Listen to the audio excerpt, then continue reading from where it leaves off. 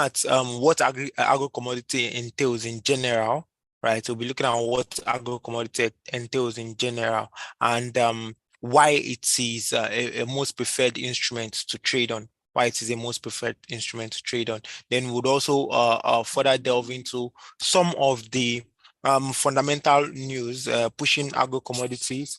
Then we look at it technically, right? We look at agro commodity technically to determine the possible future direction for each of the agro commodity instruments, right? So at least with that, we should be able to take trades in coming days or coming weeks ahead, right? So if you have questions, ensure you drop them in the chat sessions, right? Ensure you drop them in the chat sessions, right? And as as we proceed in the class, I'll be checking the chat session from time to time to see what questions are being dropped, and then we can easily just treat them.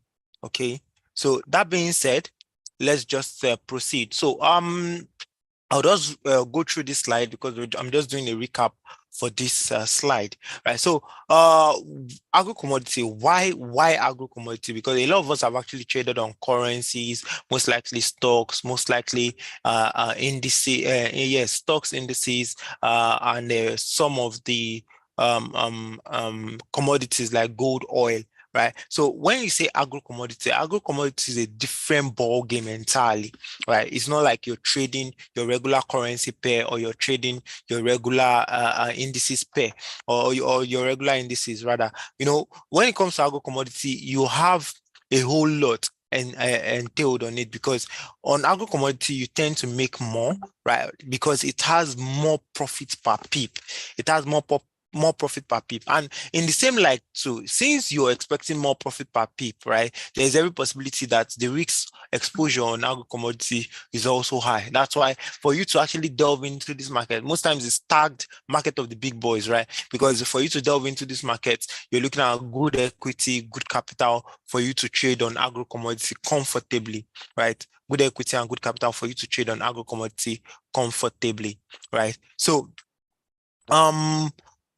okay, so let's just look at it. Agro commodities are, of course, we all know that agro commodities are crops that are grown and harvested to provide either food or raw materials, right? They are for food or raw materials, right? So over time, before there were just things that we just eat, but with technology, with advancement in technology, we've had a whole lot of need for this agro commodity, right? So when it comes to agro commodity trading, it has to do with trading the price. You know, this time you're not buying or selling the physical commodity. You're looking at trading the shift in price of most of this commodity. And based on this shift in price, right, you could actually make profit. Of course, if prices are climbing, just like every other chart out there, if prices are climbing, you're looking at taking a buy. And if prices are dropping, you're looking at selling off that particular commodity. You're looking at selling off that particular commodity. So what are the most traded agro commodities out there? Of course, we have the likes of corn, wheat,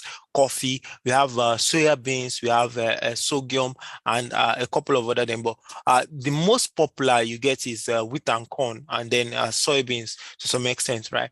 Right. But we're going to actually still be looking at some of them in different variations and see how profitable they could be, right? So for agro commodity, why do we choose it? Why do we choose agro commodity? Of course, because it's the most profitable set of instruments you could find on the global financial market. On the charts, it's the most profitable set of instruments you could find on the chart. So you're looking at high pip per value, right? You're looking at high profit because you're getting more on your pip per value. So for a pip movement on, let's say, indices or currencies, you'll be getting double of that amount, or maybe sometimes triple or four times the amount on agro commodities, right? To tell you how profitable agro commodities can be, right? It's also less volatile. You don't get a whole lot of volatility. It doesn't move so much, right? So unlike the likes of D30, unlike the likes of US 100, where you get a whole lot of market volatility, all right? You don't get so much on agro commodities. You don't get so much on agro commodities. So if price moves a little, right, you get if price moves a little, of course you make a lot from a little movement in price. And that way it's easier for you to track the market direction, right? You don't just get price go all the way up and come all the way down. right? Unlike especially on days of fundamental where you get price pick all the way up and then comes all the way down. You don't get such movement most times on agro commodity, which makes it safer in terms of volatility. And it's also globally traded because agro commodity is globally traded. Over time, they tend to appreciate. It's something that we everybody around the world is using. You're using corn in Africa, you're using corn in Europe, you use corn in America, and every practically every continent uses corn, right? They have the likes of rice, the likes of sugar. So these are globally traded in agro commodities. These are globally traded agro commodity. So because it is globally traded, right? Because it is globally traded, you tend to get continuous appreciation in price, right? You tend to get continuous appreciation in price, right? So that's another thing. So it's also easily predictable because you don't have so much in a situation where you don't have so much volatility. Of course, it's easier for you to predict market movement. It's easier for you to predict the market movement. So that's one of the reasons, or a few of the reasons why I'd actually prefer agro commodities over other instruments out there. But like I said, it's capital intensive, and if you're looking at trading on agro commodity, you need to be prepared as to what you're delving into, right? It's not something you go into halfway. So you need to be prepared in terms of your capital emotionally, and also ensure that you're able to place your trade comfortably in terms of having a good portfolio, a good trading account. So if you have good balance in your trading account, you should comfortably be able to trade agro commodities, right? So you should also be, of course, I mean, for every business out there, you supposed to be a risk taker for you to make money from the market, right? So the truth is, when it comes to trading agro commodities, right, you tend to risk more, right? Because you're looking at more reward on agro commodity, right? So when I say you tend to risk more, we're actually going to be looking at that on profitability of these agro commodities to determine why you actually need good capital in order to trade most of these agro commodities, right? So also seasons, what are the things that actually pushes agro commodities? So we've had a whole lot. There are a couple of things, just like every other instrument there are factors that pushes those instruments, right? So we have the season, right? We also have inflation. So season has to do with when that commodity is at its peak era, right? Let's take, for example, here in Nigeria, there's a peak era for corn when corn comes out, right? There's a peak era for cassava and all those things. So when it gets to the peak era of those part of this particular instrument, you tend to see more volatility around that instrument because it's at that point in time, it's currently in the market and it's in abundance. So you get a whole lot of buyers and sellers currently interacting with it, right? You get a whole lot of buyers and sellers currently interacting with it, right? So that's how it is. So you also have inflation. So when you have inflation worries like that, when inflation, I explained inflation the last time. So inflation has to do with increase in prices of consumable goods, right? Right, outrageous increase in prices of consumable goods. So when there is inflation hikes or there is inflation worries around an economy, it tends to affect agro commodities, right? It tends to affect agro commodities. So we also have, of course, the most important one. I think when it comes to agro commodities, weather affects the market almost 90%, or let's say roughly around 70% of the time, right? Because these are crops, right? And if the weather is bad, of course, if you're having a good weather, it leads to good planting season, which in turn leads to a bountiful harvest. But in a situation where when the weather is good, so when the weather is bad, you get bad planting season where it now leads to poor harvest leading to low supply. So agro commodities are key factors. Their major key factors are demand and supply, right? So majorly because it's fully based on demand and supply, you most likely will see the chart based on what swing, right? What swing demand is pushing to, or what swing supply is going into. So you get that as a major determinant of, where your price chart will be heading to. So we have the likes of improved seedlings. So that this has to do with genetically enhanced crops, right? So over time, because of advancement in technology, right, they've been just like you genetically enhance animals, right? So you normally a cow, right? Let's take for example a cow which is normally supposed to produce one calf, right? There could be genetically engineered to bet 2 to 3 calves, right? So that will ensure that there is more output in production, because if a cow normally should bet one calf, and because of genetic improvement, he can or she can now bet 2 or 3. That means the person is getting like 3 times the normal reward that he or she should be getting if he or she is rearing a traditional cow. So the same thing also applies in agriculture. So because they are improved in seedlings, right, there tends to be more output, and whenever there is more output in the market, that actually gives a boost to supply, right? That gives a boost to supply, pushing prices down. It gives a boost to supply, pushing prices down. So unlike every other commodities out there, agro commodity has a 2 open and 2 closing time, right? So it opens in the morning around 2:05 a.m., then closing between the day around 2:45 p.m., right? So opens around 2:05 a.m. and then closes around 2:45 p.m. in the afternoon. And then it opens again, right? It opens again. Oh, can we all I don't know if can you all hear me?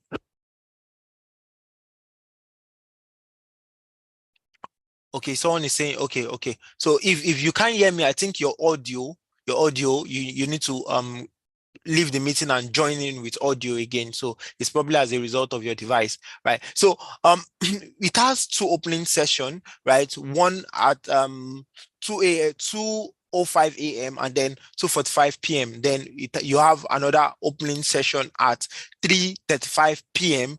and then the market finally closes for the day by 10 p.m. So those are the opening sessions. You could just do a screenshot of this. Those are the opening sessions. So don't be surprised when you log on to agro commodity chart for the day and you're trying to place a trade and it's telling you market close, right, between the hours of between 2:45 to 3:35. Don't be surprised if you log into the market trying to place a trade and you're getting that what I call it market close query, right? So it just means that at that point in time the market is closed and you need to hold on until the market reopens before you can place a trade or reopen another trade, right? So that being said, um, so I was talking about profitability. Why is agro commodity most preferred, right? Why is agro commodity most preferred, right? So agro commodities are most preferred because they are more profitable per pip.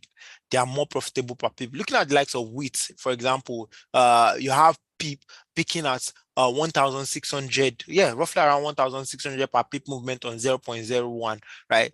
That's something you most likely wouldn't get if you're trading on currencies, or if you're trading on some index are quite expensive, but not as expensive as agro commodity. I think the most profitable index out there is US 2000, which is picking at 1002 on 0.01, right? So, but for wheat, you have wheat peak as high as 1,600. You have the likes of corn get to roughly around 2,000 per pip movement. And when I say per pip movement, I don't know if you understand the levity of that. It simply means once price move, at the slightest move of price, at the slightest push in price, you get 1,600 now on that, right? At the slightest push in price in your favor, you get 1,600 now. And also vice versa. Let's take for example you placed a wrong trade and price is going against you. It keeps going against you 1,600 per pip movement, and then you're in for big trouble. That's why for agro commodities you need to be very, very, very decisive about what you're doing.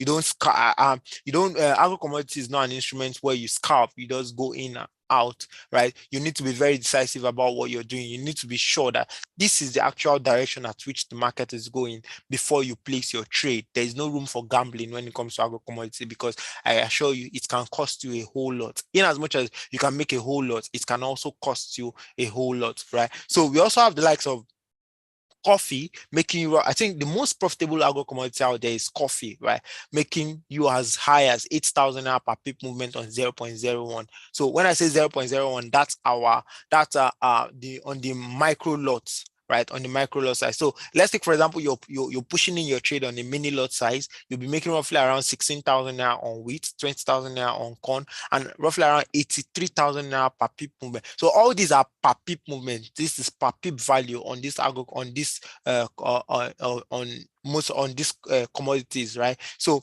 if you, let's take for example, you have a good capital and you're picking in for a standard lot, right? You're picking in for a standard lot um on this instrument. You're picking it on a standard lot on this instrument on wheat, corn, coffee. You'll be making on wheat, for example, you'll be making roughly around 166,000 now, which is very crazy. So if price moves in my favor, just one pip on a standard lot on wheat, you'll be making roughly around 166,000, right? On corn now, if you price picks up on corn in your favor, on just one pip movement, you'll be making roughly around 207,000, right? So there is no other commodity out there that is as impressive as agro commodities. I can tell you that categorically. But of course, like I said, for you to trade on such a very, very exclusive instrument or a very, very profitable instrument, you also need to be, also need to be in line, right? Ensure that you have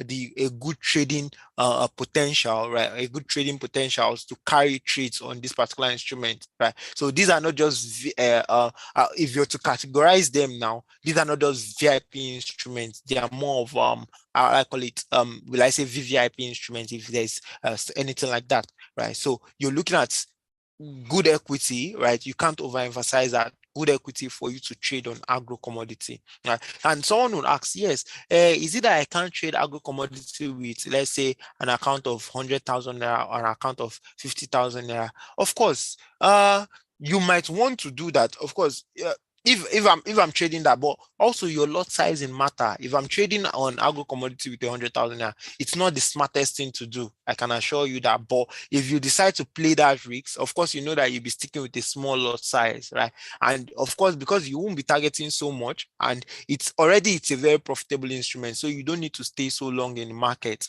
right? You don't need to stay so long in the market. So if you're not targeting so much, right, in terms of pip movements, right? In as much as you're able to make 4, 5, 6 pip from the market, you can just close your profit and you're out of the market.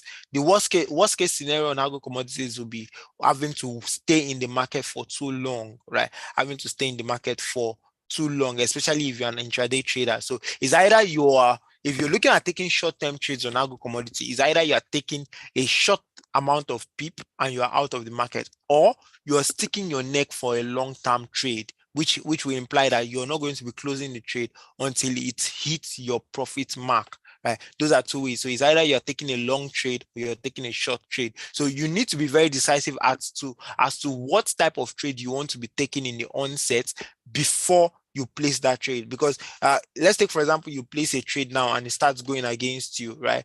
You shouldn't say, okay, because it's going against me now, let me wait for it to reverse. Agro commodities don't really operate like currency pairs and indices, where you have that leverage of having price to go all the way down and then retrace almost immediately, right? So you need to be very smart and very decisive about it. So if I'm going in for a buy, it has to be a buy, my take profit and my stop loss, right? So if price doesn't go in my favor, you're costing out that trade at the minimal loss and you're moving on to the next trade. You get me? So it's not one of those instruments where you say, hey, let me just leave it, let it pick up to a particular level. When it gets to this point, it will start coming down, right? You can't do that. Why? Because it will require a whole lot of capital for you to hold on to most of those trades, right? If you're going in, let's say at a small lot size and price doesn't really go in your favor, right? It's just best you just close it out, put your stop loss at the minimal amount that you know you could let go and move on, right? So you don't wait for price to go all the way expecting it to reverse, because your equity might not be able to carry that trade. The equity might not be able to carry. So let's take, for example, I have good 10 million naira in my account now, and I go in for a buy on the likes of let's say coffee, right? I go in for a buy on coffee and I place a standard lot on coffee. Remember, I have 10 million naira in my account. I go in for a buy on coffee, right? My target profits, because I'm targeting, let's say roughly around I'm targeting 4-5 pip, right? I'm targeting 4-5 pip per pip movement. So if I'm targeting 4-5 pip, so that will be around 800,000 naira times 5, right? So I'll be targeting roughly around 800,000 naira if I'm targeting 5 pip on that. So 800 times 5, that's roughly around 4 million naira, right? That's good profit, right? But if I'm targeting 4 pip in profit, of course, my stop loss also should be, of course, you should have a 1:2, right? 1:2 most likely, or best you have, if you're doing 1:2, you could do 1:2. I'm talking about risk to reward ratio now. You could either do 1:2 or you could do 1:4. But in this scenario, because I'm not targeting so much in profit and looking at how expensive this instrument might be, I'd want to be taking more, risking more.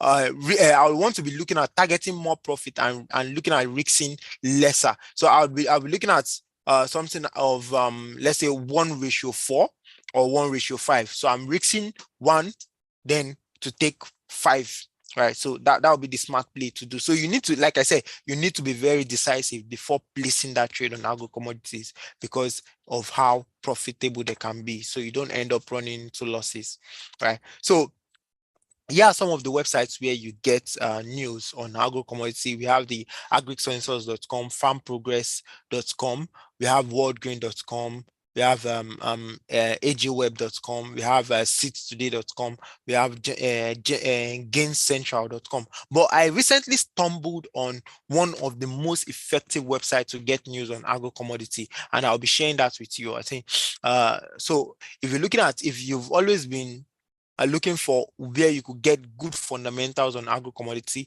I actually stumbled on something recently which I'd like to share with you guys today, right? So let's look at this. So we have what we call, okay. So I don't know if there'll be time for us to look at a couple of videos, right? A couple of videos so that you'd be able to hear from some other analysts, right? At least just to take key points from them also, right? So we'd also look into that. So we have what we call the US Department of Agriculture, right? US Department of Agriculture. You could just Google USDA, right? The US Department of Agriculture. Right. So what the US Department of Agriculture gives you a clear information as to what it's just like you have the Federal Bank of you have the Fed Reserve, right? You have your Bank of Canada, you have your this. So this is the US regulatory body on agriculture, right? So if you're looking for very accurate data when it comes to agricultural produce, when it comes to price shifting regarding the agro commodity market, I think this is your best stop, right? This is your best stop. The site is actually very large. I myself, I'm still exploring this site. I'm still exploring this website, right? But what you could also do, thank God they have a search button. So you could easily just do a search on any of the agro commodity of your choice. So let's just look at what's currently going on in the corn market, right? Let's look at what's currently going on in the corn market. So I was looking at the first news here, and it gives you a more current, unlike indices and stocks where you get news on a day-to-day basis, you most likely wouldn't be getting news on a day-to-day basis on agro commodity, right? So you might get news come out maybe once or twice a week, or maybe 3 times a week, but you don't get news come out every day and plenty times in a day. You get on currencies, you could get a couple of news come out in just one day, right? So agro commodity, you most likely wouldn't be expecting a lot of news, but once news drops like that, you're definitely sure that such a news would have or would weigh impact on the market, So looking at this one, they're saying US feeds US feed grains US feed grain supplies is increased, so they're going to be increasing their supply. US feed grain supply is increased, so there's going to be an increased supply in the US grain. And of course, if there's going to be increase in supply, naturally that should actually push price. That should actually push price down, right? So, and you know, US more like, they serve more like big brother, right? They serve more like big brother to other emerging economies out there, right? Even to some of the high economies also, they serve more as a big brother and watchdog to prices. So the same thing they do on oil most times. Whenever oil prices are raging too high, they come out and then they pour in into the supply market, or they pour in from their own reserve into the market. And by so doing, what they do is they're able to push down the pressure of rising prices, right? So if they're able to suppress the pressure of rising prices, it's favorable to them because they can now buy at cheaper rate. They can now buy at cheaper rates to restock their reserve, which, you understand. So if so, this is how it plays out, because most of these things are highly fundamental, right? You need to be very, very vast as to what is happening fundamentally before attempting to trade any instrument, right? And the same thing plays out on the agro commodity market. So you need to be very sure as to what to do or what is happening in that market fundamentally before determining how to. So the progression should be: check your fundamental analysis. After checking your fundamental analysis, correlate it with your technical analysis before now adding sentimental analysis on it, right? So that's the progression. So you look at fundamentals first before looking at technicals, before you now chip in sentiment. You understand? Okay. Um, so looking at this naturally should actually bring price down, but this is not the, I think this is not the only news coming. This is not the only news that came out on agro commodity. This came out, if you could check the dates, this came out last week, Friday. I think this came out in response to the CPI that came out, because I was saying it last week that CPI would definitely affect agro commodities, right? CPI will definitely affect agro commodities because CPI is what we call consumer price index, and most of these goods are, like we saw it from the slide, consumable goods. These are consumable goods. So anything affecting consumers price index, so what it simply means, anything affecting the prices at which consumers are getting consumable goods, right, would definitely affect agro commodity. So we are also going to go to the chart. By the time we're delving into the chart, you will see how CPI played out on most of the agro commodities, and how you could actually still key into the effect of the CPI and some of the emerging news that we'll be looking at now, right? So yes, okay, we had feed grain supply forecasted to feed grain supply forecast is raised to 444 million metric tons this month. So it's going to be up by 0.9 million tons. So I don't want to bore you with all the news, right? So most times what you just need to do is read. You could just read up some of this news on your own, digest it, and then what I just want you to understand is how you can now relate it, because a lot of persons read this news and they are not able to decipher, okay, I've read this news now I'm confused. How do I relate it to the markets, right? So the logic here is to understand demand and supply, right? So let's just leave the news. The logic here is to understand demand and supply. So if demand, right, is high, right, and supply is not able to match up with the demand, right? If demand is high and supply, okay, like this one now is talking about supply of grains, right? So increase in the supply of grains. So they raised the supply of grains to 444 million metric tons. It simply means there's going to be excess in the market. There's going to be quite excess in the market, which naturally should bring prices down, because when there is over availability of a particular produce, that produce should drop, right? When there's over availability of a particular produce, that produce should drop. So understanding that once it has to do with supply increase, when you put supply and increase in one sentence, price push up. You understand? So I want you to get that correlation. Anytime you see supply and increase in one sentence, naturally you should expect that price should what? Push up. Anytime you see something like supply decrease in one sentence, naturally price should what? Shoot down, right? Naturally price should what? Shoot down.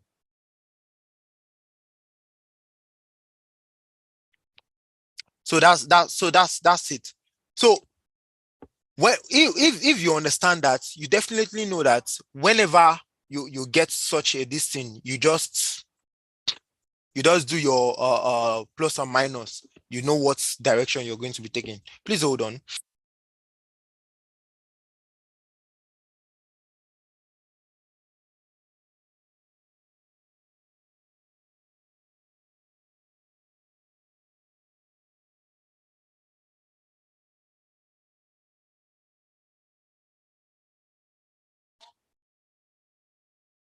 Okay, so whenever it has to do with demand now, whenever it has to do with demand, so for demand, you're looking at whenever demand is low, right? Whenever demand is low, it simply means the appeal for that particular produce is low at that point in time, right? The appeal for that particular produce is low. So because the appeal for that produce is low, right?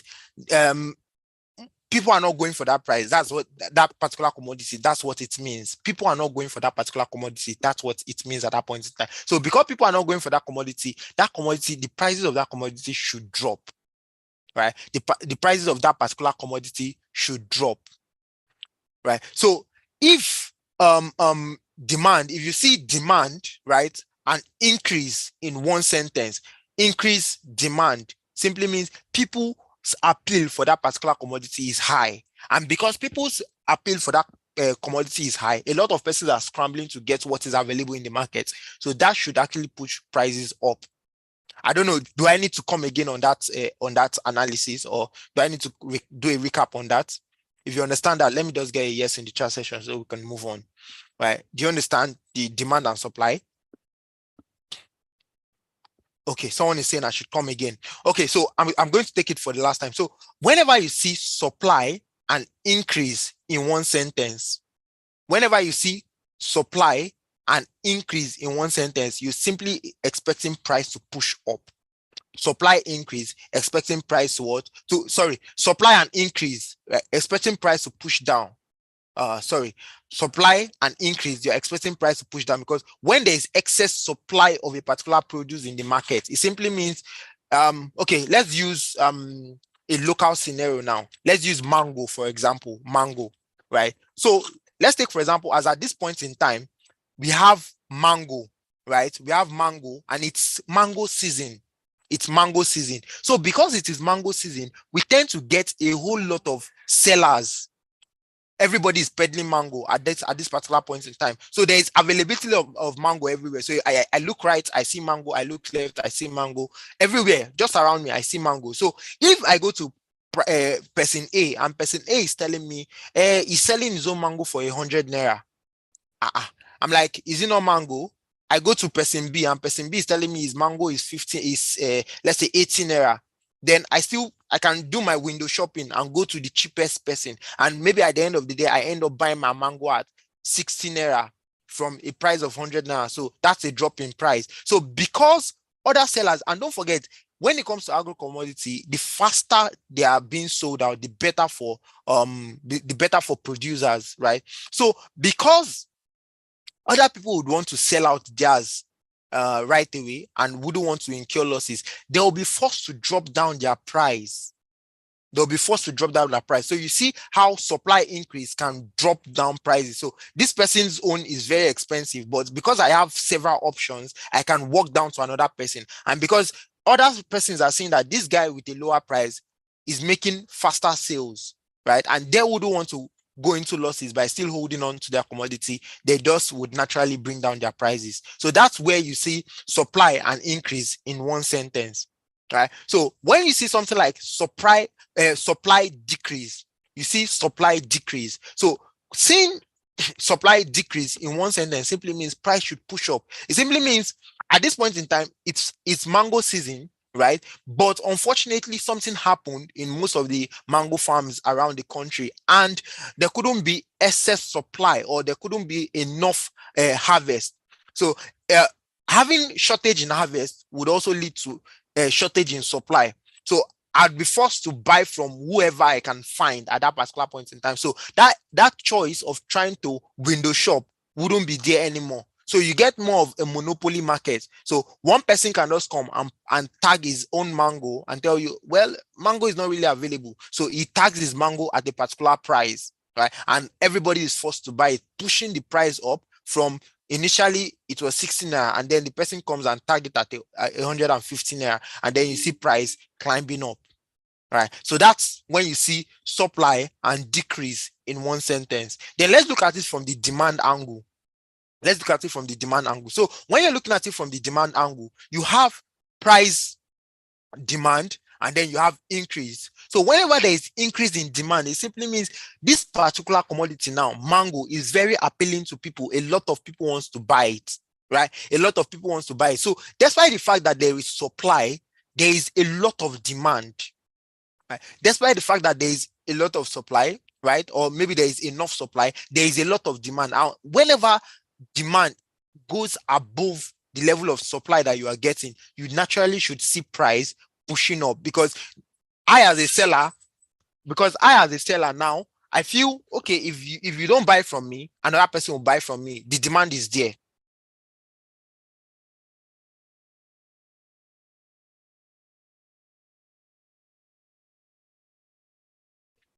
So because I as a seller, I feel that there is a lot of demand, right? There's a lot of demand. So even if you don't buy from me, I can actually sell to another person. So I have choice. I have choice. So you can't tell me, hey, you're not buying from me. I'll tell you to go out there. At the end of the day, you still come back to me, because um there's a lot of person wanting to buy that particular goods, and I'm very certain that I'll sell out within the shortest time frame. So I'm not necessarily pressured as to bringing the price down, right? I most likely would even want to add price to it. So because I know I have these goods, and there's a lot of people maybe in my mango shop now, within the space of 5 minutes, like 10 persons had already come to inquire for it, and I've sold for 10. And I still see people tripping it. If I was selling it at 100 naira, I most likely would add an extra 10 naira to it, because, of course, demand is there. So even if I'm adding an extra 10 naira, right, it would still sell. It will still sell. So you see price actually climb, and then other sellers gradually do that, and then price, you now see price on the chart generally climb up. So that's when you see demand and increase in one sentence. So in a scenario where you get demand and decrease in one sentence, you have price fall. So it simply means the appeal for that particular product is low. The appeal for that part, just look at what happened during the coronavirus. The major thing that crashed oil prices was because the appeal for oil was low. Because, like, what do I need oil for? I'm practically in my house. I don't run gen. Most people didn't even on gen during the coronavirus, right? Most people didn't drive.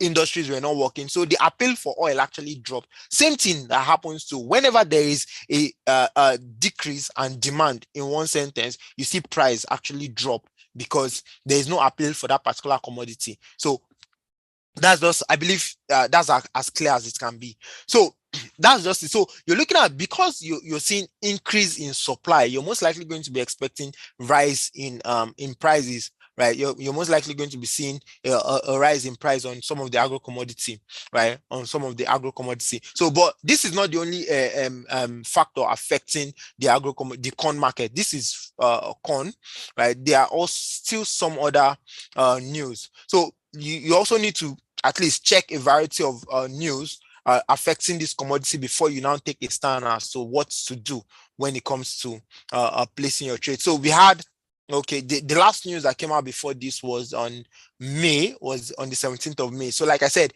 you don't get everyday news like you get on indices and commodities. You most likely will get news maybe once a week, maybe once in 2 weeks or something. So that's the current news on corn. But if you're looking at the likes of wheat,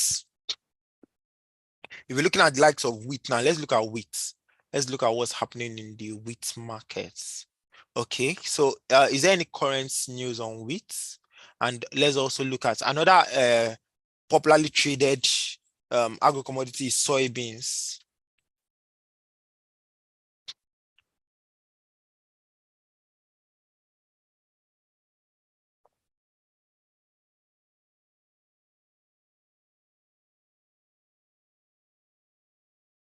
So for wheat now, we have this one actually came out on the 13th of July. I think that was roughly around last week, on the 13th of July. So we had okay, so I wouldn't want to waste a lot of time going through, skimming through all this news, because I want us to there are some videos I would like us to look at to get better understanding on agro commodities before we now finally jump into the chart, right? So you already have the website, right? This is, you could just go to if you are not able to copy the website from here, what you just do, the website is ers.usda.gov, right? Or you could just search the USD. You can just search USDA, right? You could just search USDA. So search USDA, it's the full meaning of USDA is a US United States or US Department of Agriculture. You could get all the fundamentals you need on agro commodity, right? So all right, so I wanted us to look at this video. I came across this analysis and I want us to just look at it. So there are some of the some questions that a lot of us have been asking regarding agro commodity, and I think if you're getting a third opinion on this, you should get better clarity. So this one is saying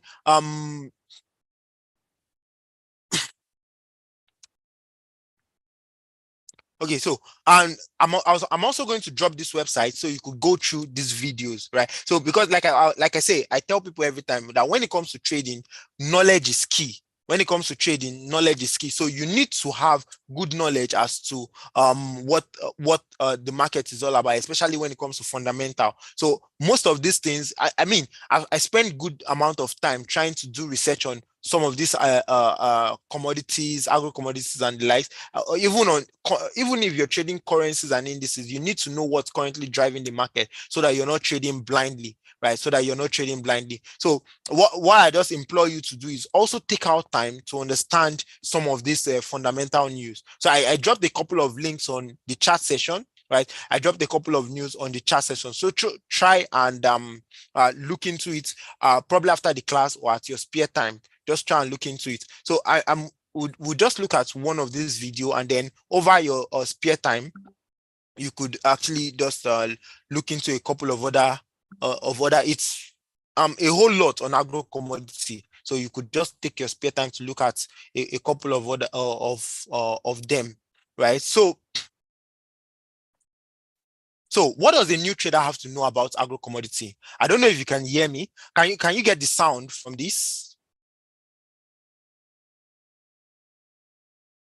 What does a new producer or trader need to know about? I don't know if you can hear the sound from the video. Okay. All right.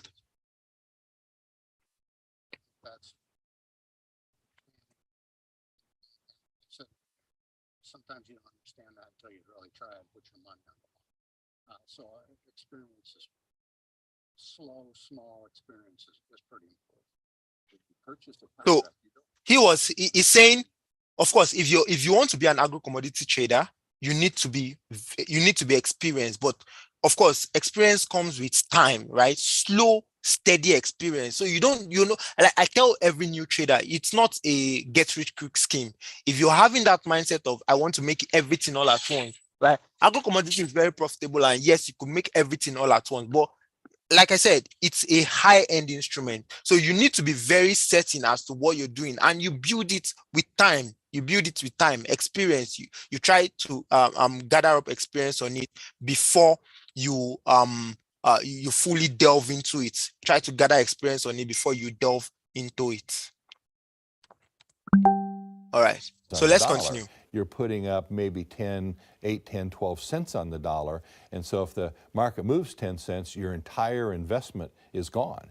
If it goes the wrong way, if it goes the right way, your entire investment is doubled. And so those kinds of swings in the value of your account start to mess with your head. Well, they need to understand that you're not always going to make money. In fact, they need to understand that probably, like for example, in options, 90-some% of them go worthless. But do you not use them? No, you use them because there's opportunities there. The other thing I think that a trader, new trader needs to understand is the fundamentals as well. Because that really is, it's all about psychology, but the fundamentals are psychology too. One is the supply and demand fundamentals. Just, how much do we have available? Who in the United States is using it, or who in the world is using it? So that's one factor of it. The other component of it is the charts and the technical aspect of it. Because sometimes when there's not much gossip happening over on this side of the table with the supply and demand, some of the traders look at the charts and the technical trading, and then they use that as their momentum move. And so it's really important to understand both and understand how sometimes one can be more important than the other, and then the next day it gets flip-flopped. USDA is not the end-all and be-all. The markets themselves will tell us what fundamentals are. Media, traders, analysts get very excited when USDA reports come out because it gives them something to talk about. Many times it's different than what the market's telling us.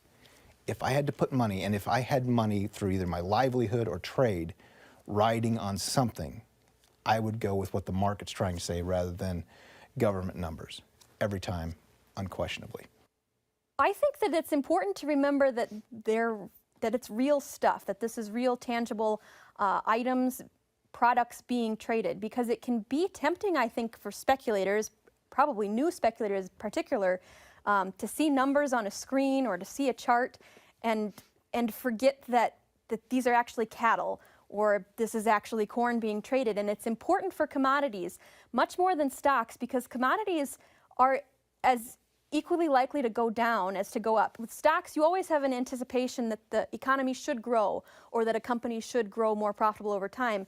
Commodities are a price of a foodstuff at your grocery store, and it can have lean years and it can have very ample years. And so the downward price probability of commodities is different than stocks, and I think it's because it's a tangible supply and demand item. When so many people come to markets today, I think they want to rely very heavily on just the technical aspects of the market. And it's, to a certain extent, that's a simpler introduction. You know, you don't really have to dig in and understand the fundamental side of what it takes to produce a commodity or a crop, or reach it out of the ground, be it a production of oil or whatever the case may be.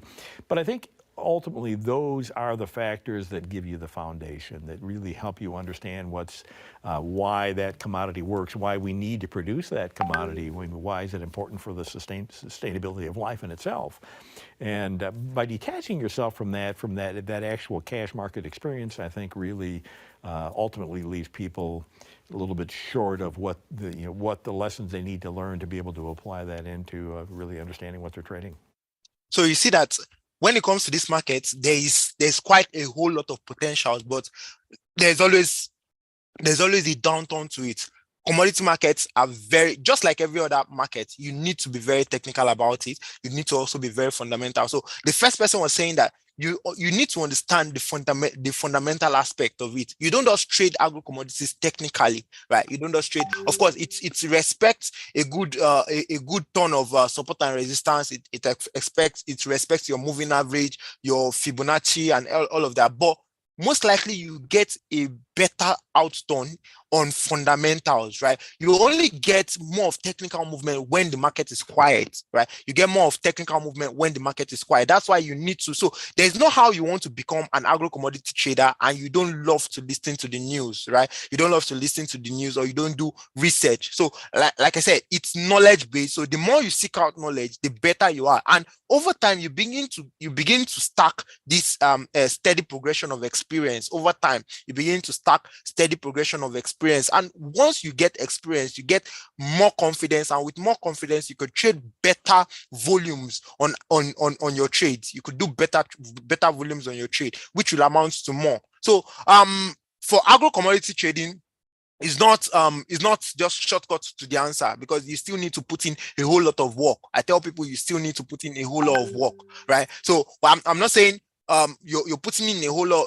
I'm not saying you're putting in a whole lot of work as to what trades you're taking. You just need to put in a whole lot of work when it comes to gathering information. And once you have the right set of information, all you just need to do is to take those information, apply them to the chart, and you don't need to stay too long. That's the beauty of it, and that's why agro commodity is most preferred, right? You see, most of top traders, you see them trading agro commodities because it's most preferred. You get price move in just one direction, and you're out of the market. Right, you don't need to stay too long. You don't need to second guess market volatility. You don't get a scenario where especially on days of fundamental, where because of two fundamentals coming out and they are clashing, you get a rally up where you see a buy, everybody rallying into a buy, and then you get another this in everybody rallying into a sell, which will make the charts go up and then come back down. So you don't get most of those moves on agro commodity. Right, you don't get most of those move on agro commodity, and that's why it's very, very unique. Right, so I dropped the link to this site. Let me drop it again, though I've dropped it before, but I'll drop it again on the chat session so that you could still go in. There are tons of other videos there for to give you clarity on agro commodity. We might not be able to go through all of them because of timing. We also need to trade the US live session today, right? So we might not be able to go into all of them now, right? So just watch that video and get better clarity. There are still some videos for beginners. Just watch a couple of them and get clarity as to what agro commodity is. And then hopefully in the next class, we'll be discussing most of them based on the questions everybody will be asking. So I think the most prominent questions now is how much can I start agro commodity with? Of course, I said it in the last class, and I'm going to be saying it again. If you're going to be trading in agro commodities, at least a minimum, if you, I tell people the VIP package is not so small for you to start up with. You're looking at 1,600,000. At least you could start up with mini lot or micro lot size with that. You're looking at within your 0.01 to 0.09, right? So if I'm trading on the likes of corn, for example, we are making 2,000 per pip movement. If I have comfortably let's say 600K in my account, I can place a good trade with 0.09, right? That's my 2,000 times 9, right? So that will give me roughly around, if I'm doing that, that will give me so if I'm calculating that, so if I'm doing 0.09, that's 2,000 naira times 9. So I'll be making roughly around 18,000 naira per pip movement. So if I'm targeting, let's say 5-10 pip, so that's roughly around 180,000 naira per trade, right? So that's quite high compared to what you'll be getting on most of the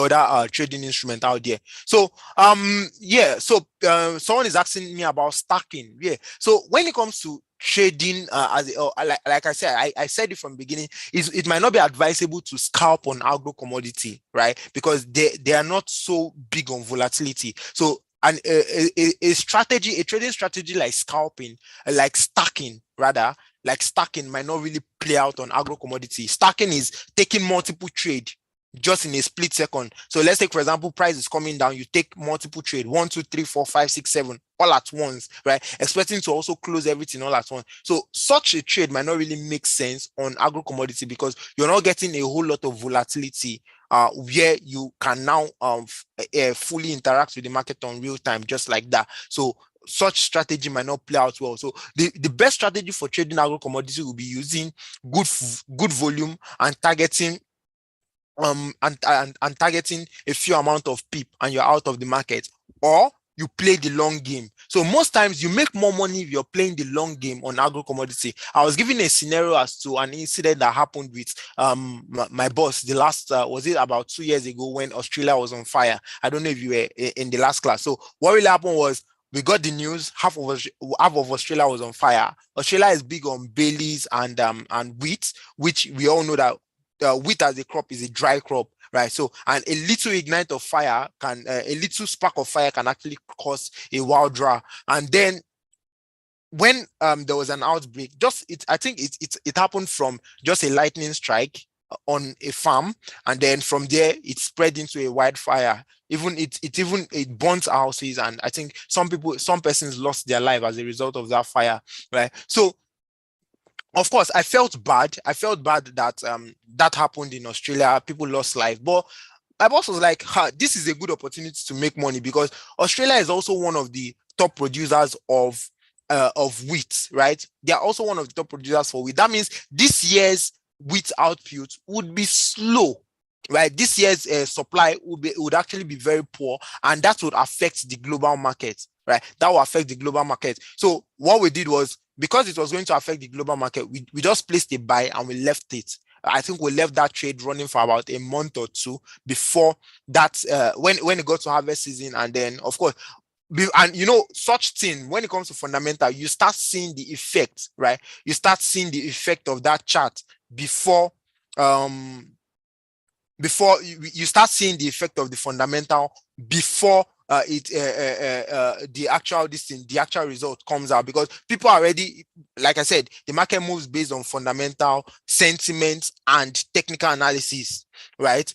Fundamental sentiment and technical analysis. So because of that, you already start seeing sentiment in the market. People are already sentimental around it. Oh, okay, this is what is going to happen. And then people start using sentiments to buy, and then you start seeing the buys gradually playing out until the actual the actual data now comes out, and then you get a full-blown buy on that particular instrument. So if you can now, so the whole idea is now keying into this information right in time, so that you can already be on that trade before those moves start, right? So that's just what I'm going to end it on fundamental. So let's quickly go into the chart and look at it technically before we go into the US trading session for 2:30.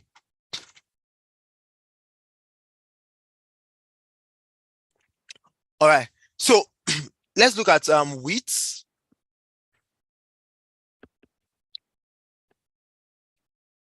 So let me just close this so that I have enough space on my chart. So let me share my screen. Okay, you could all see my screen already. So let's look at wheat. Let's look at what happened during the CPI. We had wheat, we had corn, and then we had this on soybeans. I want to take out all of this. Sorry, my chart is very, very noisy. Take out all of this. So we had the CPI come out on Wednesday. Wednesday was what date? That was on the 12th. So we had CPI on the 12th. Look at what happened on CPI day. Can you see this candle? Can we all see this candle? I bet a lot of persons didn't. After, I know still a lot of persons actually probably keyed into it, and some persons maybe missed out on that analysis. But look at what happened on CPI. CPI is Consumer Price Index. So when this happened on CPI, we had price drop a lot. It was a massive drop, right? It was a massive drop on CPI, and that result from CPI was what we saw on this thing. That result on CPI was what we saw on the fundamental we read, the supply increase, right? The supply increase. So we had CPI data came out, and it was actually a good turn for the CPI was actually actually had a good turn for agro commodities, and then you had this long, but gradually price has actually been pushing up, right? So the main reason why we've had a continuous push up on agro commodities in recent time is because they've been farming droughts, right? They've been farming drought. Drought has to do with dryness of the land, which doesn't really it's a weather condition, right? A bad weather condition for planting. And like I was showing you on the slide, one of the major things that could affect agro commodity is bad weather, right? Weather in general. Once the weather is good, you get good planting season, good harvest. But once the weather is bad, you get bad planting season, you also get bad harvest, which would also affect demand and supply. So droughts, like this year, it has been expected, especially weather expert has expected that, has given analysis that there will be bad weather conditions for this crop, and most of these crops wouldn't do well. So we're expecting that in despite the fact that price is rising, we should still see a further push up in price when it comes to the like of soya beans, and you're looking at the likes of wheat and also corn, right? So the push down that we had was as a result of the data that came out from CPI, but generally most of these agro commodities have been on a steady climb, right? Most of these agro commodities have been on a steady climb, and I still expect that movement to continue. So if you're looking at a trade on this particular instrument on a long term, you most likely should be sticking out for more of a buy position, right? For more of a buy position on agro commodity, right? So like I said, you don't get a lot of volatility. This is okay. The market might still be closed, right? So you don't get a whole lot of volatility when it comes to this particular instrument. But when it wants to move, you just get that sudden push in price. So what, like I said, you most likely going to be looking at more of a buy move, more of a buy, sticking out for more of a buy on agro commodities. So if you're looking at wheat, for example, you could see that wheat is currently picking at a resistance point. So if at all you're going to be taking in any position now, you most likely would want to stick in for a buy if price goes above here. And there's one thing about agro commodities and gap, right? Agro commodities and gap. So most times when you have a gap, right, when you have a gap in the market, especially a gap down, we all know what a gap is. When price is pushing up or pushing down, and then you suddenly have a space, price closed and open at a different price at which it closed at. So something like this is what we call a market gap. So it's more of an abnormality in the market, right? It's more of an abnormality in the market, something like this, right? This is the market gap. So they are more of an abnormal market conditions. So, and because of this, you expect that the market should try and recover that gap, right? The market should try and recover that gap before continuing in the actual direction, right? So you have price gap down here. So I'm expecting that price should at least push up all the way here to cover up this gap. So still heading towards a buy on wheat. So if you're going to be looking at any position for wheat, you most likely will be looking for a buy. So if price goes in between this region at around 663.69, you'd want to go in for a buy above that point. So anyway, so like I said, agro commodity is very, very expensive, very expensive. So this is giving me roughly around 128 pip, right? On currencies, that might not be so much, right? On currencies, that might not be so much. So 128 pip, if I'm doing 128 pip times, let's say I'm going in on wheat on a mini lot size, let's say 0. Or a micro lot size 0.01, for example. So that will be giving me roughly around 1,200 naira, right? If let's confirm that from our slide. Let's confirm that from our slide. So that should be giving me roughly around 1,200. Let me see pip per value for this particular instrument. So for wheat, yes, okay, that's 1,600 naira. So 1,600 naira times 1,600 naira times 128 pip. So that will be giving me roughly around 240,000 naira on 0.01. Right. So of course you wouldn't want to be taking your trade on the resistance point. You want to take your trade a little bit above that resistance, somewhat around, maybe around here. And then of course take your profit before it picks the next resistance at the top.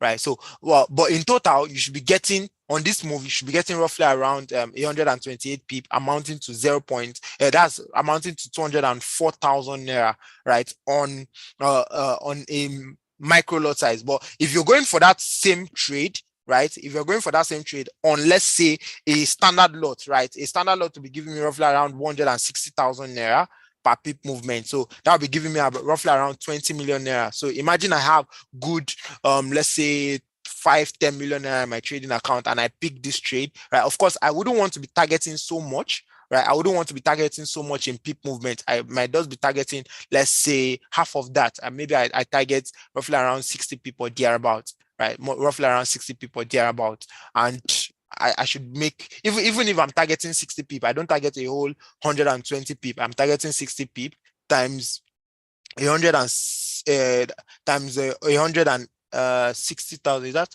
160,000? So 160,000 times 60 pip times 60 pips. So that should give me roughly around 9.6 million naira. So you can see how profitable agro commodities can be, right? If you're trading it on a standard lot. But of course, you won't be able to take these positions if you don't have good volume in your account. And wisdom is very profitable. So you wouldn't want to be stretching your account. I tell people, use lot size proportional to your account. It's not an overemphasized statement. Use profit proportional to your account. So if you have $1 million naira, you most likely would want to stick to a mini to a micro lot size, right? A mini to a micro lot size, and would advise avoid using a standard lot size, because $1 million naira on the likes of wheat now, that would be giving me. So if I place $1 million naira on wheat and price goes, let's say 10 people against me, the account is gone. And you know what 10 pip is? 10 pip is quite small, right? When it comes to your currency market, 10 pips is quite small per pip movement, right? So if price goes against me 10 pip and I'm on a standard lot on wheat, you know, my 1 million naira is gone, like finito, vanished, right? So of course it will be wisdom is profitable. So use lot size proportional to your account. Use lot size. Yeah, someone is asking, can I use a prop firm to trade agro commodity? Of course, you could use your prop firm account to trade agro commodity, right? So if you have good amount of money in your prop firm account, you could also use that to trade your agro commodity, right? So that's just it. So let's look at corn also. Corn, same thing too. I'm still expecting a further push up on corn, right? I'm still expecting a further push up on corn, but for that our this thing happened. Look at, we had a CPI. Look, the effect of CPI on Wednesday. This was what happened as a result of the CPI on Wednesday. We had price drop all the way down. It was a long candle, and I can assure you. So this was, I think, price moved roughly around. Let's calculate that. So price moved roughly around 136 pip. 136 pip. That was how many pips price moved. So that would have amounted to, wow. For corn, that gives roughly around 2,000 naira per pip movement on 0.01. So 2,000 naira per pip movement times 136 pip, right? That's roughly around 270,000 naira on just this move, right? So if you had done that on CPI day, it would have been crazy. Unfortunately, the next CPI will be next month, August 12th, right? But you can still key into the market. I still see agro commodity appreciating, right? I still see agro commodity appreciating over time. So I said, a long-term position on agro commodity should be a buy. I most likely will be looking for more of a buy move because of the drought in most of the planting region at the moment. So I most likely will be sticking out for a buy. So of course, I'd want to buy above my previous high here, right? I want to buy above my previous high at around here, right? So that's my my stand for a long-term trade. Like I said, it's better you're going in for long-term trades on agro commodity, at least to get more to follow in on the trend, right? So if you're following in on the trend, you'll be sure that you're on a safer path, right? You'll be sure that you're on a safer side, especially for an instrument that has a whole lot of pip, or a whole lot of profit margin attached to it too, right? So also on soya beans, same thing across all agro commodity. So another thing I just want to quickly pick into before we call this session to a close is the correlation. You know, a lot of persons say, okay, just like gold and dollar has correlation, right? What's the correlation? What instrument does agro commodity correlate with? What currency or what this thing can I look into to determine the price of or the direction of most of this thing? For one, you could look at consumer price index, right? You could look at inflation data. So those two things, those two factors, consumer price index and inflation data, once you have a good understanding of consumer price index and inflation data, you should be able to tell the chart direction for agro commodities. Right? Inflation has to do with the price at which you're buying things, the hike in price, right? So it affects across all things, both technological, both foodstuff, and everything across board. So if inflation is high, it simply means prices of getting things are high, right? So it cut across board. Why consumer price index is the cost of getting consumable goods, right? So if these are high, you most likely will be seeing if these are high or low, depending on what the data is, you most likely will be seeing that play out on the charts. You most likely will be seeing that play out on the charts.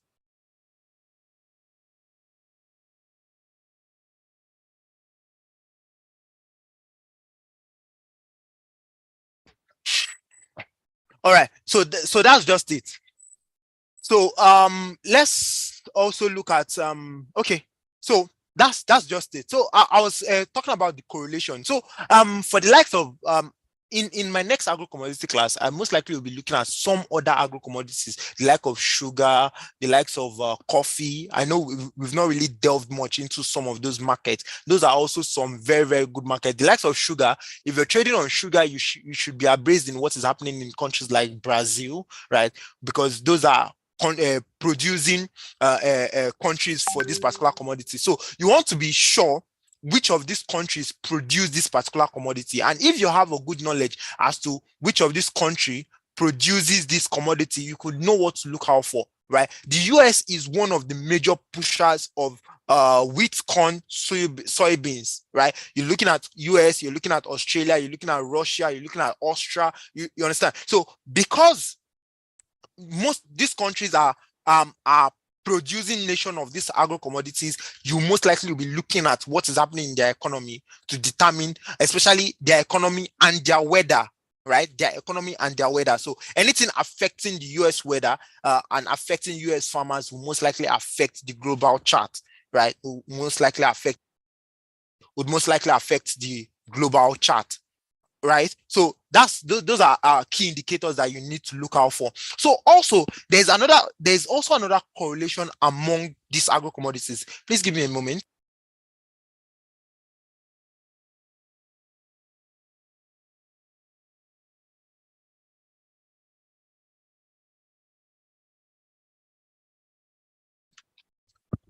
So you most likely would want to look at the correlation between most of these instruments. So the thing is, when you have corn, for example, right, and corn is, because most of them can actually be substituted for one another, right? You could substitute corn for wheat, you could substitute wheat for soybeans, right? In terms of livestock, in terms of livestock, right? So let's take, for example, corn is very expensive, or let's take rice also. You could substitute corn for rice, right? I get people say, okay, I can't buy rice is expensive, let's buy maize.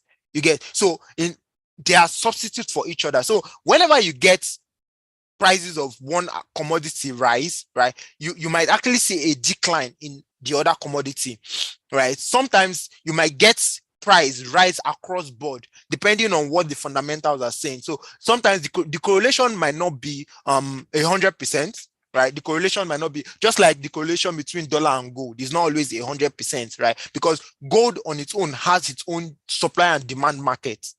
Gold on its own has its own supply and demand market. So the same thing plays out. Though each of these agro commodities have their supply and demand market, you most likely will be getting some correlation, because if corn is expensive today and people cannot really afford corn at the moment, they go into the next substitute, which is wheat, right? And then naturally you see prices of, because people are now substituting corn for wheat, you see price of corn now start dropping, and then price of wheat will now start rising. And then when they feel wheat is now too expensive, they substitute for something else, right? So that can also hang that also further constitutes correlations. So it could be inverse correlation, or it could be a direct correlation whereby all the instruments go line in line. So in a situation where you have wheat, corn, maize, and all other agro commodities push in the same direction, it might be as a result of good weather results, right? So because you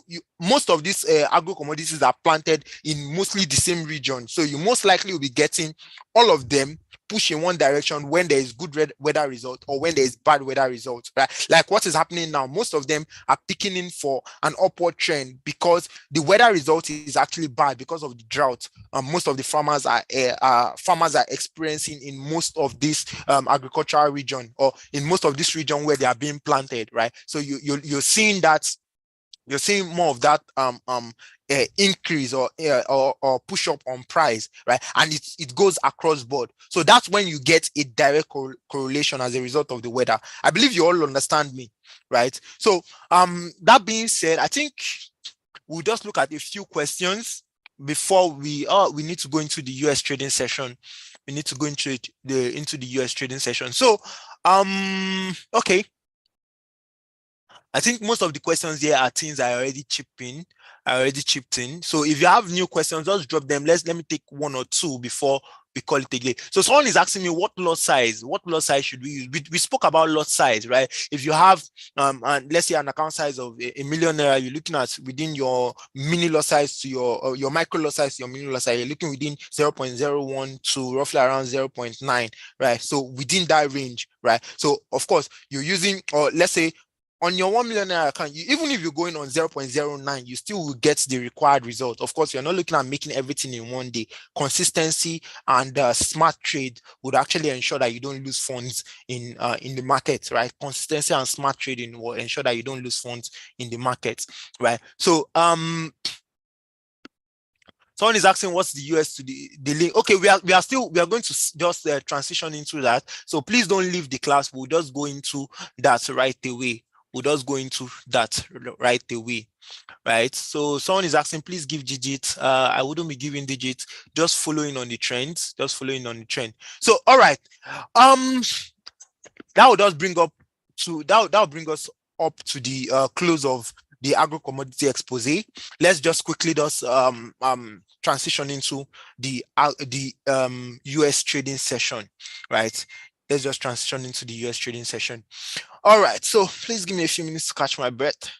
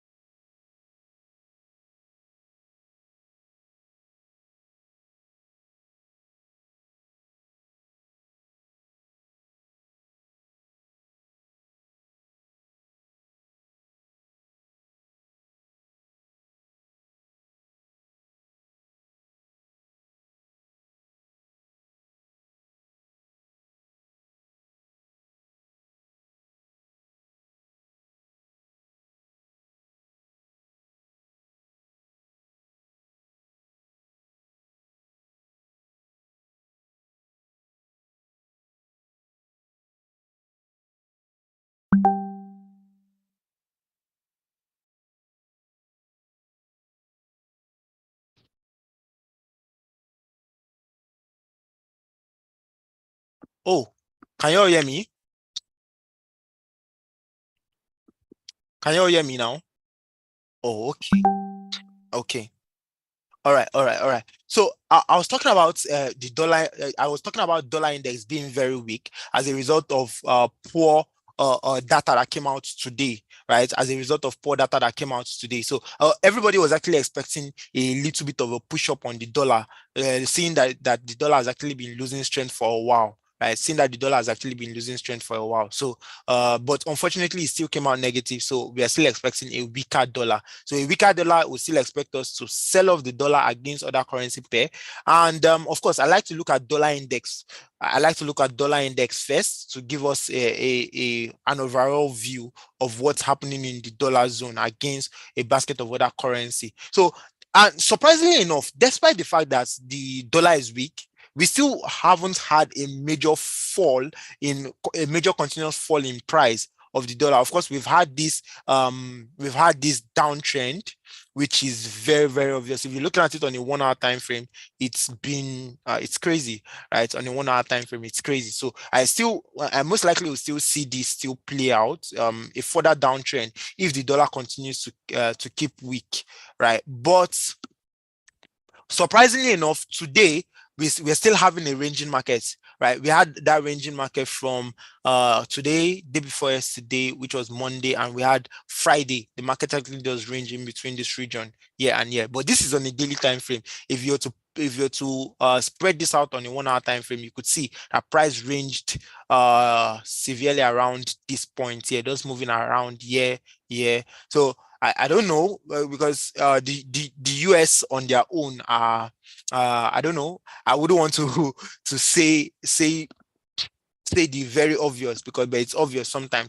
The US are fond of manipulating data sometimes, but the dollar is weak across board. So if you're looking at it from the fundamental standpoint, you most likely will want to go in for a sell, right? But because you're operating with a ranging market now, you most likely would want to trade a breakout. Let's go on a 15 minutes time frame to see if we could get okay. So on a 15 minutes time frame, you see price actually pick up to my trend line. I drew my trend line from the higher time frame, from my 1 hour time frame, right? So if you're bringing that to a lower time frame, you could see it's still respecting that region, right? On a 4 hour time frame, bringing down to a 1 hour time frame, my trend line is still being respected here, and then bringing it down to a 15 minutes to a 30 minutes time frame, still same thing. So I'm coming to a 15 minutes time frame, and I most likely would want to be going in for a sell, right? Just to scalp in a little bit, following the weakness of the dollar, right? So, but before we do that, let's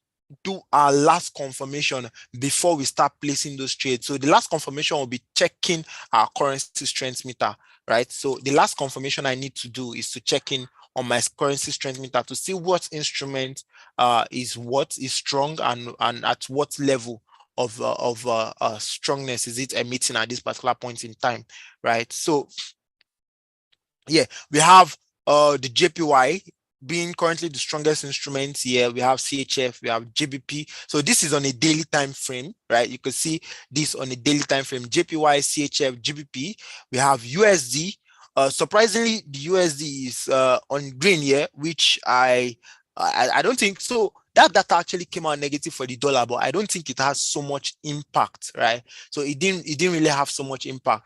Though it's an high impact news, but maybe it didn't really have so much impact on the economy, right? So that's why you most likely you're still seeing the dollar here. That's why you also need to cross-check all these things so that you're not just jumping into that trade blindly. So naturally, I would have just gone in for an instant sell as soon as the news came out, but you could see that the market didn't even move an inch. So what you would have done to yourself was getting stuck in that market, right? So we currently have the NZD and the AUD, NZD and CAD currently as the weakest currency pairs. So I'd be a smart person if I'm pairing the weaker one with the dollar, right? If I'm pairing the weaker one with the dollar. So it's already established that most likely the dollar should still lose strength, but I want to pair it against instrument that will lose strength faster than the dollar that would lose strength here faster, or pair it with a stronger currency rather pairing it with a stronger currency because you expect that the dollar should be weak. Pairing it with a stronger currency should ensure that the dollar would lose more strength, right, against that currency. So I'm pairing it with the likes of the JPY against the likes of CHF and against the like of the GBP, right? If you pair it with those instruments, you should ensure that you get more of a down or more of a sell-off on the dollar. So let's quickly go to the likes of USD, GBP USD.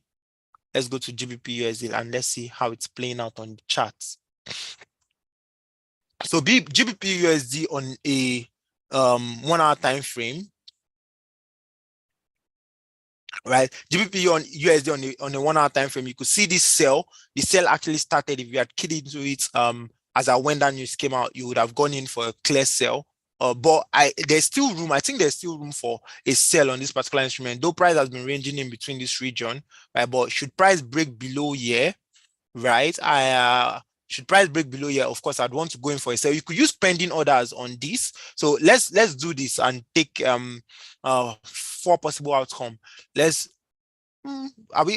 take 2 possible outcomes. So I'm expecting that if price breaks below this point, if price breaks below this point, I most likely will be going in for a continuous sell down to the next support at around here. So I'll be going in for a sell. My pending order will be at somewhere around 1.30411, taking my profit at 1.29871, right? I'm going for a sell around that point. But should the effect of the news fade out before price is able to break below that point, of course you'd want to do this because price has still been ranging in between this region. You might want to put a buy limit. So you might want to put a buy limit at somewhat around price level.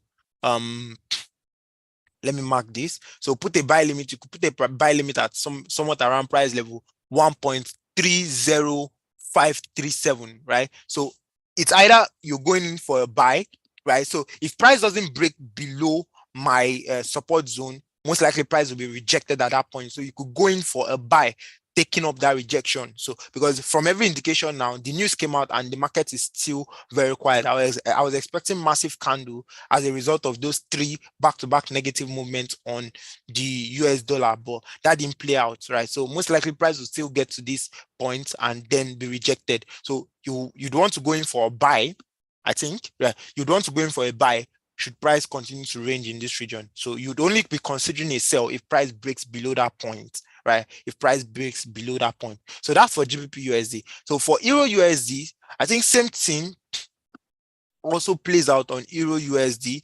The market is still ranging despite the poor result from the dollar, right? Despite the poor result from the dollar. So in this case now, I think for Euro USD, not that the euro hasn't been really great, right? It's not like the euro has been so great of an instrument of a currency, but it's just because of the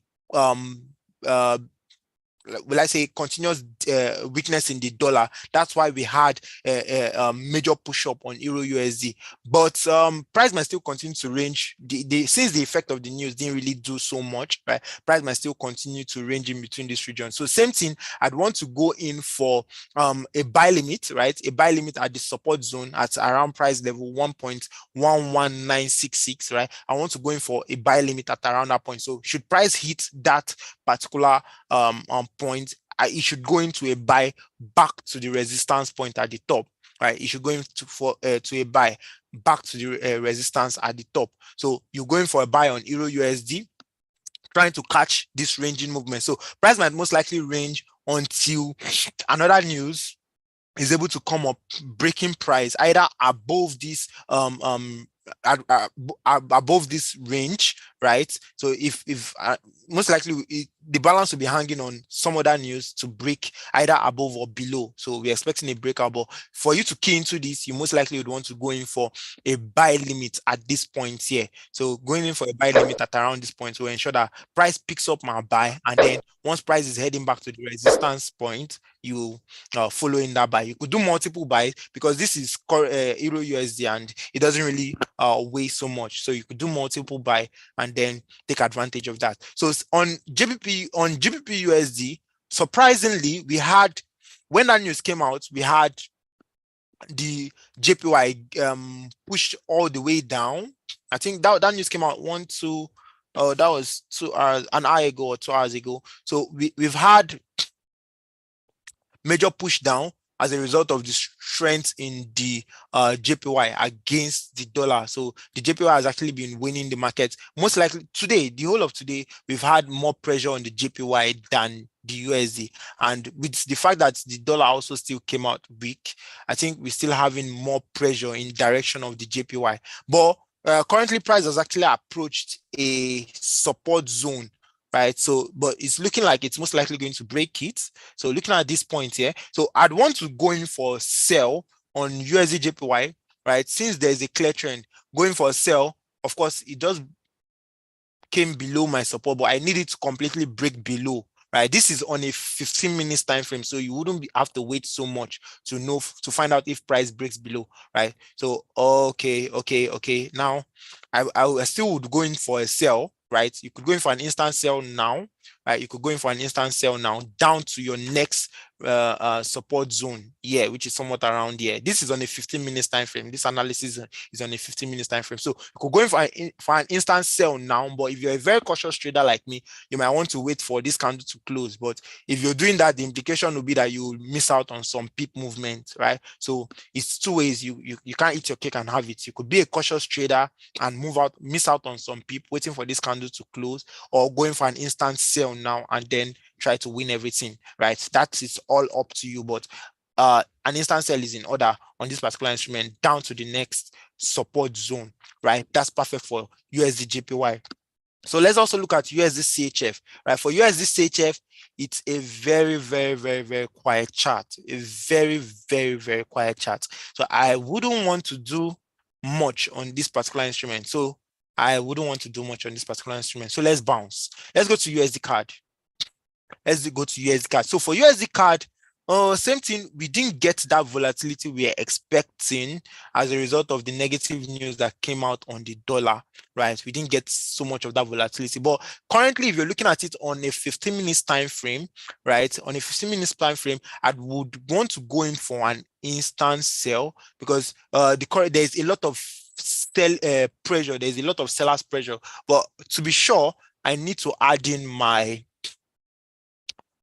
my indicator, add my volume indicator. So I need to know the volume of buyers and sellers in the market. So I just put in my money flow index, right? I put in my money flow index. So from my money flow index, right? From my money flow index, you could see that the buyers pressure in the market has actually reduced, and then we are having a little bit of pressure from the sellers at the moment. So I most likely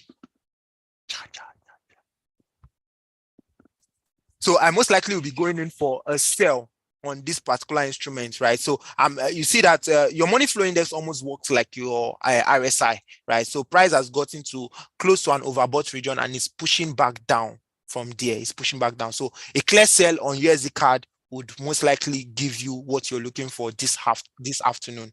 A clear sell would most likely give you what you're looking for this afternoon, right? So that's on a 15 minutes time frame. So let's look at gold.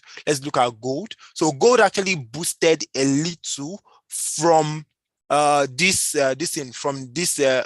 sentiment on the dollar. The dollar being weak, we most likely will be getting a little bit of a push, right? Most likely we'll be getting a little bit of a push up. But like I said, the news didn't really do so much, and I personally am really disappointed. The news didn't really do so much. But of course, you'd want to still take trades on gold. I'm looking at it on a 5 minutes time frame. Is there anything? Is there any amazing thing happening on this chart?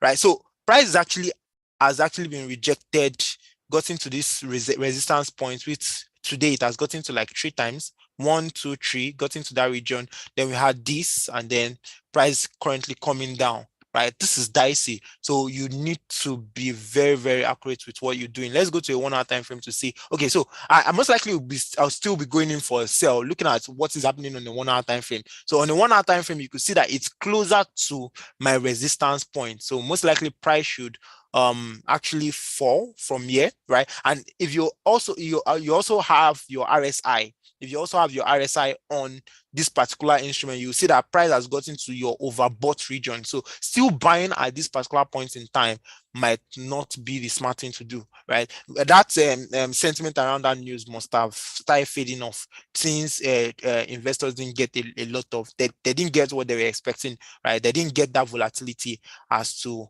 what actually played out on the fundamentals. So I most likely will be following it technically. So if you're going in for that trade technically, you'd want to go in for a sell once your RSI, if you're using your RSI, you see price has gone above your 70 RSI level. So I'd wait for price to fall below 70 and then going for a sell. And of course, if you're looking at it on your chart, price is at your resistance, and the best thing to do is to sell from a resistance point. In as much as price doesn't break this resistance, sell is in order. So you could do this, you could go in for an instant sell, picking it now, or you could wait for the sell move to start. Whichever ways, you'll still be having that sell play out on the market down to this support zone. Of course, I'm not expecting that sell to last for long. Price will still continue to range in this region. So just like price is ranging in this region, based on that, you expect price to still go in between this point. So a sell will be in order for gold, right? So let's look at US 100.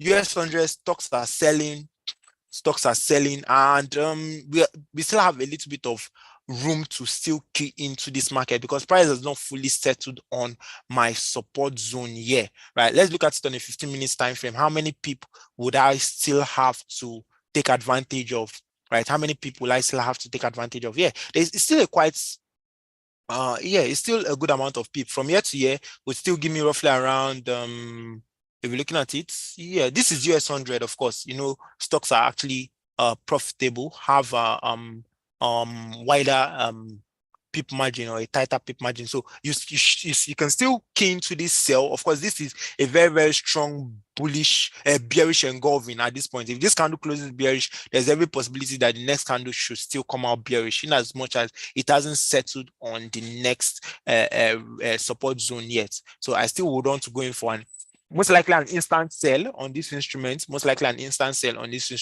down to this support zone at price level 1572.29, right? So I just key into it down to that point. So looking at US 2000, right? So there's this thing I was saying about correlation, market correlation. It's not every time you see one stock selling that the other one would be selling, right? So because each of these things have their own they have their own fundamentals that pushes it, right? I've not been able to look into what's making US 100 sell, right? But of course, it should be as a result of either one of the tech stocks, because US 100 are this in mostly tech companies, right, combined together. So mostly maybe you're getting one of some or a couple of the tech stock not doing so well at the moment, right? So but for US 2000, you're seeing quite the opposite. Price has broken above this resistance point, and the next candle is forming, and it's forming bullish, but I wouldn't want to just key into it. Okay, right? So looking at it on a 1 hour time frame or in a daily time frame, you can see that the next resistance is quite far ahead. Let's look at it on a 4 hour time frame to be sure.